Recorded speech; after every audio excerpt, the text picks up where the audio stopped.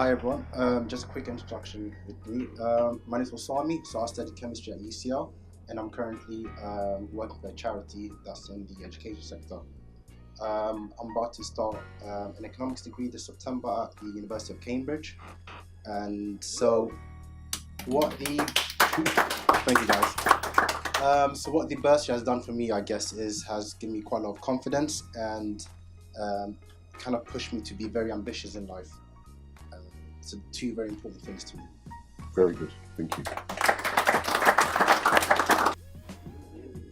Welcome to the Inspired Leaders Network. Special evening tonight. We're trying to give air and the oxygen of publicity to a subject that's rarely spoken about. I've got three fantastic charities who are trying to tackle this. A problem that no one seems to want to give any resources towards.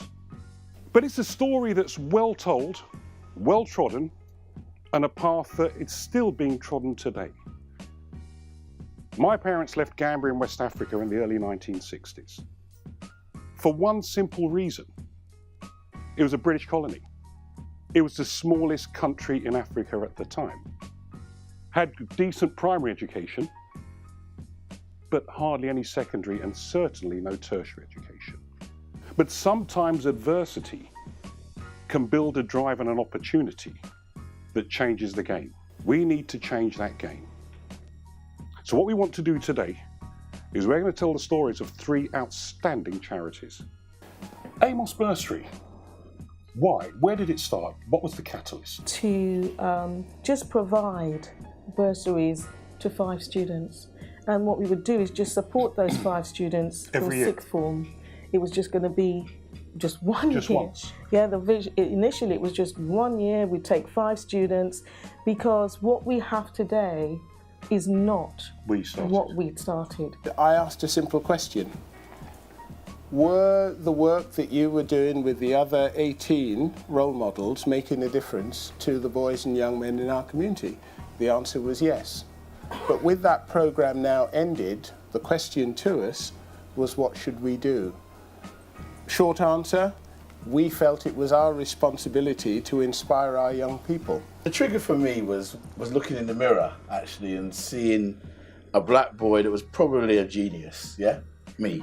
And so, in that sense... You're the only person who's seen it. Well, that's what my mother told me. And I think that what was... why we did it was that I just didn't believe in this idea or notion that lots of black boys were underachieving because instinctively they were either thick or they just didn't want to do anything or they were just naturally aggressive. In fact, complete opposite. I thought they were, boys and girls, really kind of there to run things. They were there, they're super intelligent. Young men in our community, let's say they're under 19, is that when you have a conversation with them, which begins by saying, what do you think people like us do in our society? It doesn't take long for the conversation to come around to entertainment, as in music. It doesn't take long for the conversation to come to sport. And it doesn't take long for the conversation to distill into, if I'm not good enough to do either of those two things, then I'll have to do crime. And that is a consistent message that we hear from a lot of teenage young people, particularly our boys, and that is tragic. And what we've found is that what's really important for them, it's about their own individual personal development, it's about their self-belief, it's all about their confidence. So we have spent a lot of time looking and working and looking at different programs and opportunities that can help them build up that self-belief. And what we found is that against everything that's been said, out there we have the young people who have the academic ability. Absolutely. When we create Generating Genius, one of the issues for some of the young men, remember these are 12, 13-year-olds, was that there was going to be a sense of the peer group pressure that was on them to sort of say, well, why Why? And someone, I remember one boy said, I can't sign up, sir. Look, but if I sign up, they know in my estate I'm going to sign up, they're going to beat me up. You know what I mean? That was a kind of challenge of that. So what you need to do is you need to create, and I think that's what we're all doing in different ways, kind of alternative communities where it's safe to be bright, where it's safe to actually say that, you know, I want to be a scientist, because we kind of want, we have this sort of counter thing where people almost want to play down, you know, play down their brightness. You know, that's why we call it generating genius. And I often have a situation where students are doing very well, and yet they don't want to show that off. They want to hold back. A stigma attached to achieving. That's right. There's a kind of being weird, bright, to being intellectual. Kind of weird kind of thing going on there. Yeah. And they're talking about family matters and business matters and so forth. So you're absolutely right. We've got to change the way we live, and if it is something that we want to be beneficial for our children, we've got to be proactive about creating it. Very good. If resources wasn't an issue, and we went 5 years out, what would your respective organisations look like? Our vision is to make it easy for young people to be inspired by our professionals. So for us, if we're going to make a difference in the UK, we need to be truly nationwide. A lot of the students write for us case studies about their experience and what their life has been like, and a number of them, they will say that if it had not been for the bursary, regardless of the fact that I'm bright, I see my friends who are now in prison, some of them for 24 years, and that could have been me. Well, tonight's been really enlightening in terms of the work of certain organisations. There's organisations that have presented and where they're working at in terms of that community. You know, obviously I've talked about thinking about how they're going to scale up, and there's an aspiration there for these organisations to scale up, and I think there's a lot of challenges there, and you know, I think it would be good for them to be able to talk to each other and make sure that they don't lose their integrity as they grow and become more nationwide. I want to take some questions from the audience. We've had some questions coming in from some of our people watching on Facebook Live. Let me kick off with one of those first. Agnes Harding, who's at Manchester University.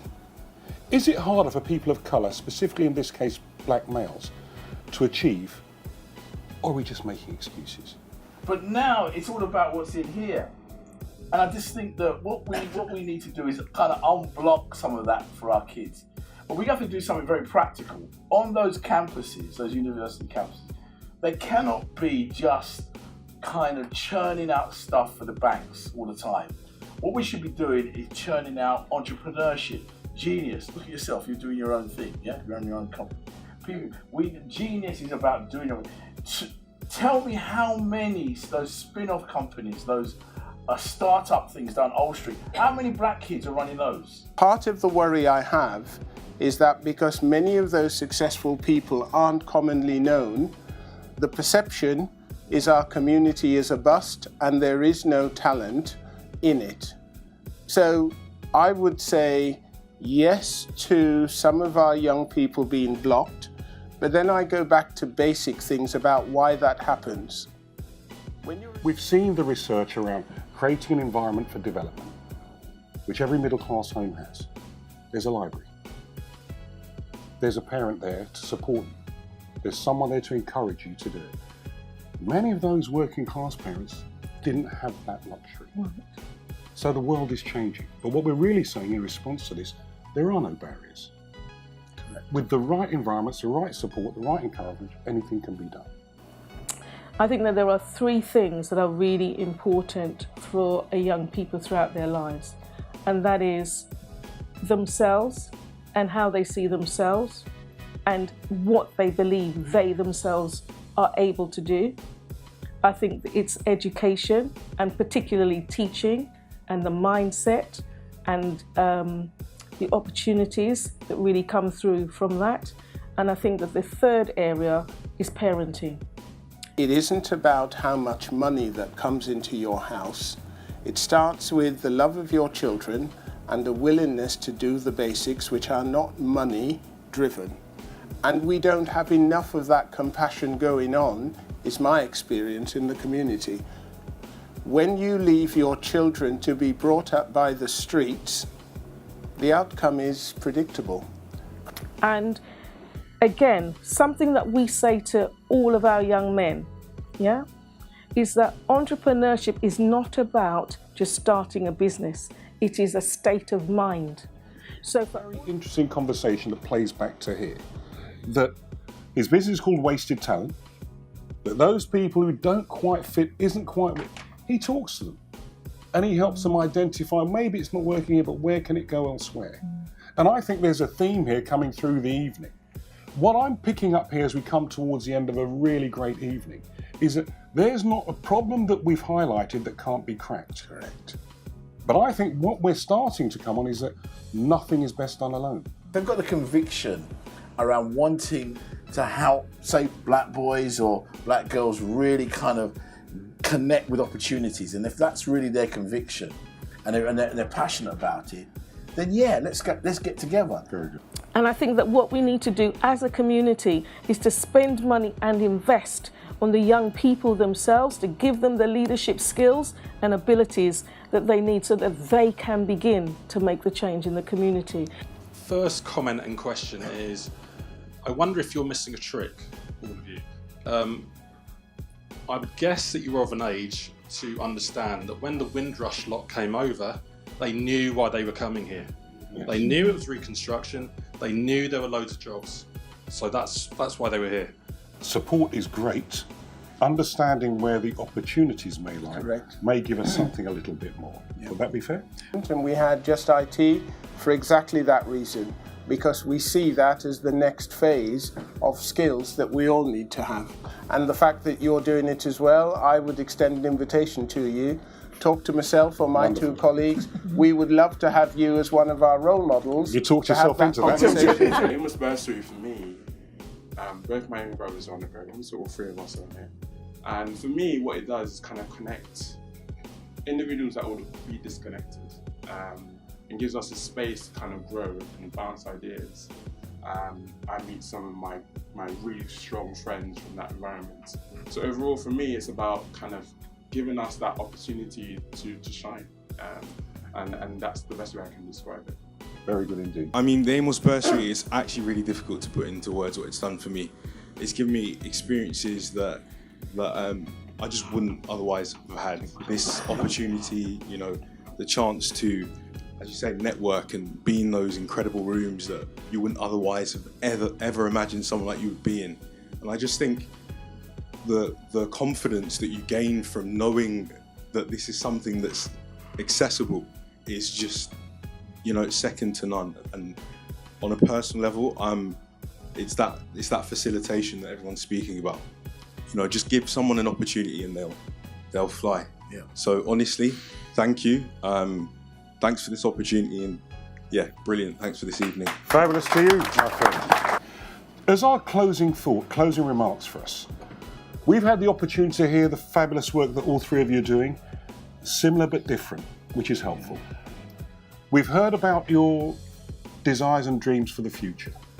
But now, leave a message not just for the people in the room, but our people on Facebook and the people we're going to share the edited highlights with. Is in the black community alone, we have more than 50,000 who could easily give back a bit more if their level of compassion was high enough. That drives everything. That's the challenge for us all. Yes, we talk about cash, but it's more than that. It's actually also about what you can give as a person, what you can give in terms of time, what you can give in terms of, you know, some kind of resource to support young people or their development. But I think the one thing that they really need that will make the difference to them are the opportunities. What we've seen is one of the most important thing that's been a life changer for all of our students is the international opportunity that we've been able to give them. Work for Lloyds Banking Group. It's been fabulous to attend the event this evening. The takeaway for this evening would be about a strong network that you need to create around you in the community environment, and that will help to support your collective objectives.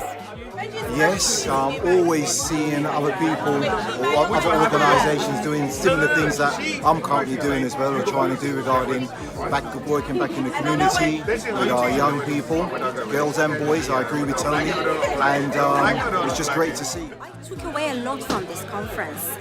First of all, it raised my aspirations for migrant leaders. I realised that we can do even more. And it gave me ideas about ways that we could scale up. There are options, and really it educated me today. I also made some connections and met quite inspiring people, and that was amazing. I really enjoyed the conference. So 3 very different approaches to scaling. 3 very different organisations, each making a tangible difference. These are relatively small initiatives, worthy of being a lot bigger. What can we do to support, to help, to enable them to do more? What can we as a community, what can we do as businesses, what we can do as individuals? As I said at the start of this, it's very rare we get the chance to have an informed discussion about this particular subject of disadvantage and maybe underperformance. What you've heard here is very clear direction, instruction, delivery, making a difference, but each one of them is slightly different. Every one of them could do with a little bit more support. Every one of them could do with a little bit more scale. All of them, what I've heard very clearly is, not at the detriment of what they've built already. Nothing is best done alone anymore. And one thing we do know is that we're stronger together. Join me in giving them a fantastic round of applause.